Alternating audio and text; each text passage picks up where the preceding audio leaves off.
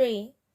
After these events, the king and Darius honored Haman, son of Hamada, the Adjutant, liberating him and giving him a seat of honor higher than that of all the seats of honor higher than the nobles. All the royal officers at the king's gate knelt down and paid honor to Haman, for the king had commanded his concerning him. But Mordecai would not kneel down or pay him honor. Then the royal officers at the king's gate asked Mordecai, "Why do you disobey the king's commands?" Day after day they spoke to him, but he refused to comply. Therefore they told Haman about it to see whether Mordecai's behavior would be tolerated, for he had told them he was a Jew. When Haman saw that Mordecai would not kneel down or pay him honor, he was enraged. Yet, having learned what Mordecai's people were, he scorned the idea of killing only Mordecai.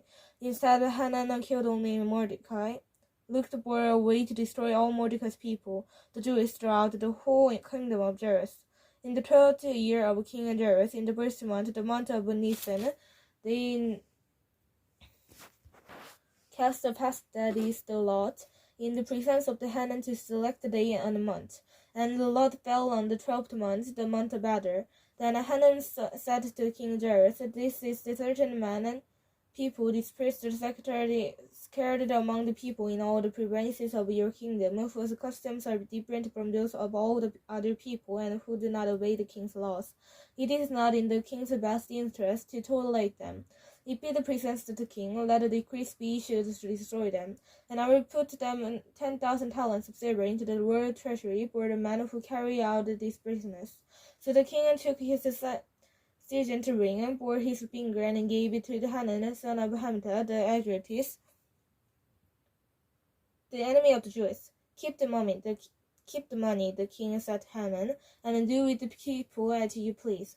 Then on the 30th day of the first month, the royal secretaries were summoned. They wrote out the script of each province of the language of each people of all Hanan's order to the king's trap, and governors of the various provinces and the nobles of the various people. These were written in the names of King Darius himself and sealed with him on a ring. Dispatches were sent by couriers to all the king's provinces with the order to destroy, kill, and arrest all the Jews, young and old, women and little children, on the single day, the 13th day of the 12th month, the month of Adar, and plunder their goods. A copy of the text of the edict was to be issued as law in every province and made known to the people of every nationality, so they would not be ready for that day.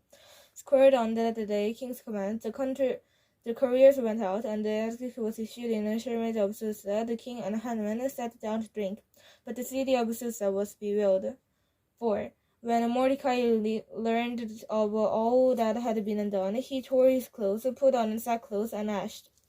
They went out into the bare city, wailing loud and bitterly, but he went only as far as the king's gate, because no one clothed in sackcloth was allowed to enter it. In every province of which the edict and the order of the king came, there was great mourning among the Jews, with wailing, weeping, and wailing. Many lay in sackcloth and ashes.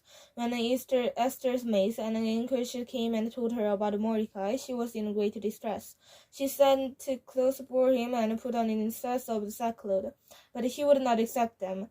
Then Esther summoned Hatred, one of the king's ushers, and assigned to attend her, and ordered him to find out what was troubling Mordecai and why. So Hatred went out to Mordecai in the open square of the city in front of the king's gate. Mordecai told him everything that had happened to him, including the exact amount of money Haman had promised to pay into the royal treasury for the destruction of the Jews. He also gave the destruction of the Jews of the copy of the text of the edict of their inhabitants, which had been published in Susa, the show of Esther, and explained it to her. And he told him to urge her to go into the king's presence to beg for mercy and plead with him for her people. Hatred went back and reported to Esther what Mordecai had said.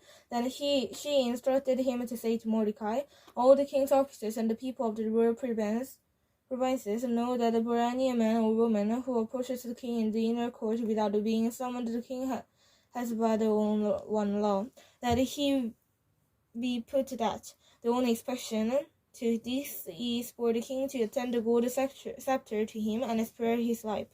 By 30 days have passed since I was called to the king. When Esther's words were reported to Mordecai, he sent back his answer. Do not think that because you are in the king's house, you alone of all the Jews will escape. For if you remain silent at this time, relief and deliverance for the Jews will arise from another place, but you and your father's family will perish. And who knows but that you have come to real positions for such time as this? Then Esther sent a reply to Mordecai, Go, gather together all the Jews who are in Susa and fast for me.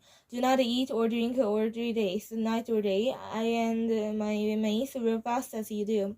When this is done, I will go to king, even though it is against the law.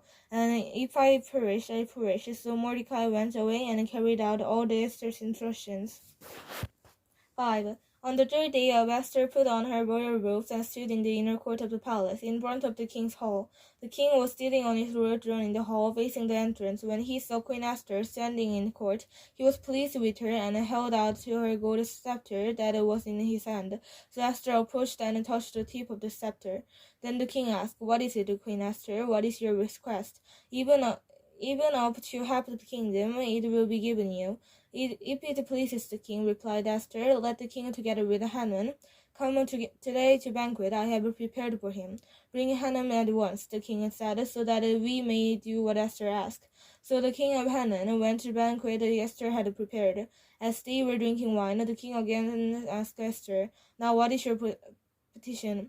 It will be given you, and what is your request? Even up to all in the kingdom it will be granted. Esther replied, My petition and my request of this is the king regards me with the favor of this pleases the king to grant my petition and fulfill my request. Let the king and Haman come together to the banquet I will prepare for them. Then I will answer the king's question.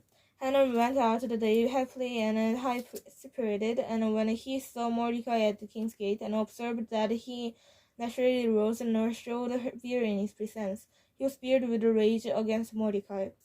Nevertheless, Haman restrained himself and went home. Calling together his friends and Jairus his wife, Haman boasted at those about the vast wealth, his many sons, and all the ways of the king had honored him, and how he had elevated him above the other nobles and officers. And that is not all. Haman added, I am the only person Queen Esther invited to accompany the king and the banquet she gave, and she was invited me with the king tomorrow. But all this gives me no satisfaction as long as I see the Jewish Mordecai sitting at the king's gate.